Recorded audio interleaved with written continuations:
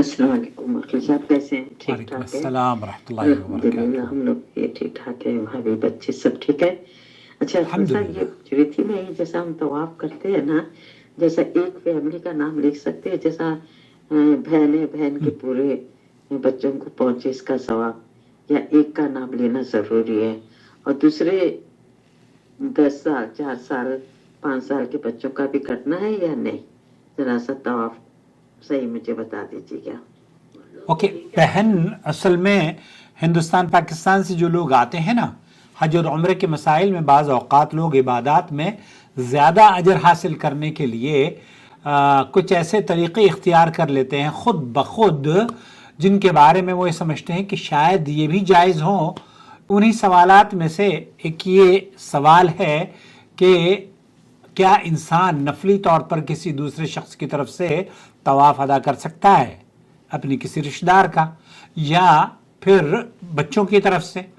اس سلسلے میں تفصیل سے بچوں کے احکام کے بارے میں اگلی ویڈیو میں آپ کی خدمت میں تفصیل بیان کروں گا، لیکن وہاں جو بات کی جائے گی وہ ہوگا کہ جب بچے طواف کرتے ہیں تو ان کی شکل کیا ہوتی ہے اور اس کا اجر کس کو ملتا ہے، نمبر 1۔ نمبر 2، یہاں بات کی جا رہی ہے اور سوال یہ پوچھا جا رہا ہے کہ نفلی طور پر کسی دوسرے شخص کا طواف کیا جا سکتا ہے، مثلا اپنے والدین کا، کسی رشتہ دار کا یا کسی اور مسلمان کی طرف سے؟ چونکہ طواف ایک عظیم عبادت ہے اور عبادات کے بارے میں شریعت کا یہ اصول ہے کہ ان میں وہی طریقہ اختیار کیا جائے گا جس کی اجازت دلیل شرعی سے ثابت ہو۔ اس لیے علماء نے اس مسئلے پر بھی گفتگو کی ہے اور اس کے بارے میں اپنا موقف بیان کیا ہے، اور اس سلسلے میں سماحت شیخ عبدالعزیز ابن باز مفتی مملکت سعودی عرب سے جب سوال پوچھا گیا تو انہوں نے فرمایا کہ مجھے شرعی دلائل میں ایسی کوئی دلیل معلوم نہیں ہوتی جو اس عمل کے جائز یا مشروع ہونے پر دلالت کرتی ہو۔ یہ بہت واضح جواب ہے، لا اعلم فی الادلۃ الشرعیہ ما يدل علی جواز ذلك او شرعیتہ۔ یہ سماحت الشیخ عبدالعزیز بن باز کا فتویٰ ہے، جنہوں نے بالکل واضح طور پر یہ کہا کہ نیابت میں نفلی جو عبادات ہیں، جیسے کہ روزہ رکھنا ہے یا آپ عبادات میں نماز پڑھنا ہے، اسی طریقے سے طواف کرنا ہے، اس کی کوئی دلیل نہیں ہے کہ آپ کسی کی طرف سے 2 رکعت نماز پڑھیں، اس کی کوئی دلیل نہیں ہے کہ آپ کسی کی طرف سے طواف کریں اور طواف کا ثواب اس شخص کو پہنچائیں۔ ہمارے ہیں جو بہت سارے طریقے رائج ہیں، ان رائج طریقوں میں سے یہ خود ساختہ طریقے ہیں جو کہ عبادات کو بلا دلیل کے کرنے پر اکساتے ہیں۔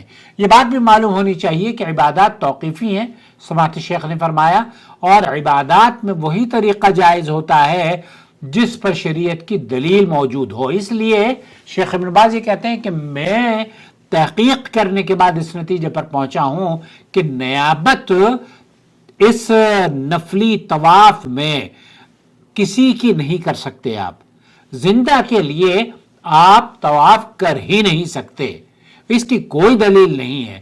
آپ کو کیا کرنا چاہیے؟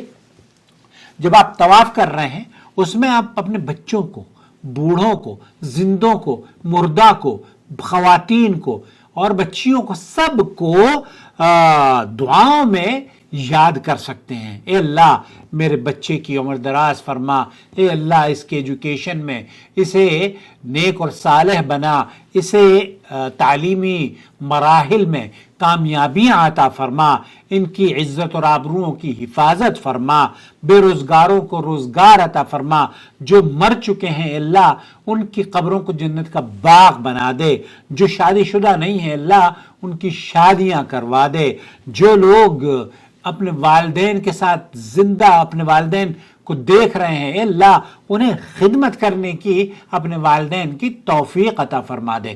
تو یہاں آپ اس طواف میں یا اپنی نمازوں کی دعاؤں میں، اپنی عبادات میں کسی کو شریک نہ کریں، ان کے لیے دعا کریں، اے اللہ ان کے رزق میں فراوانی عطا فرما، ان کے بیماروں کو شفا دے دے، ہمارے بیماروں کو شفا دے دے۔ تو یہ تمام چیزیں جائز ہیں، لیکن یہ سمجھنا کہ آپ کسی کے لیے طواف کریں اور یہ سمجھنا، کیونکہ ہمارے یہاں ہے ایک طبقہ انڈیا پاکستان میں، اور لوگ یہ سمجھتے ہیں کہ یہ بہت اچھا کام کرتے ہیں، 2 رکعت نماز پڑھ کے بھیجتے ہیں دوسروں کے لیے۔ اللہ کے رسول صلی اللہ علیہ وسلم سے جو چیز ثابت نہ ہو، اگر آپ کر رہے ہیں، کس بنیاد پر آپ کر رہے ہیں؟ آپ کو اللہ کو جواب کو کیا دینا پڑے گا کہ یہی کہ میں خود عمل گھڑ کے کر لیا کرتا تھا؟ اللہ کے رسول صلی اللہ علیہ وسلم نے فرمایا ہے، من عمل عملا لیس علیہ امرنا فہو رد، مردود ہے وہ عمل، قابل قبول نہیں ہے جس پر نبی کریم صلی اللہ علیہ وسلم کا حکم نہ ہو، مہر نبوت نہ ہو، اور میں اور آپ اسے کرتے ہوں۔ کوئی بھی کام ہو، یہ اصول آپ بنا لیجئے۔ اگر اس اصول کو آپ نے بنا لیا، کبھی دھوکہ نہیں کھائیں گے۔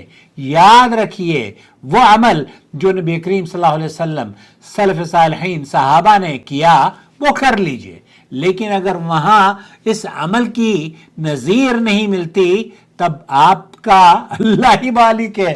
اللہ تعالیٰ آپ کو بدعات اور خرافات سے بچائے۔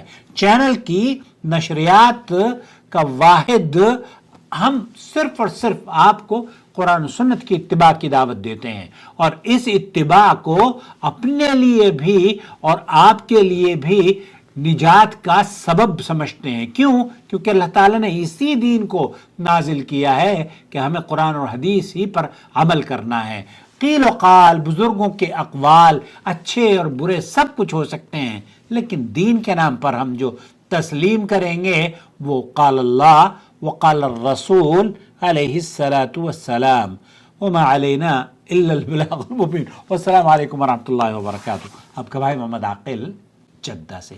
پلیز چینل کو سبسکرائب کر لیجئے، اور اس ماہ مبارک میں اگر آپ اس چینل کو سپورٹ کرنا چاہتے ہوں، آپ کی سپورٹ سے ہمیں حوصلہ ملے گا، آپ کی سپورٹ سے ہمیں ہمت ملے گی، لہذا ہمیں سپورٹ کیجئے، اس دعوت کے مشن میں تعاون کیجئے۔ شکریہ۔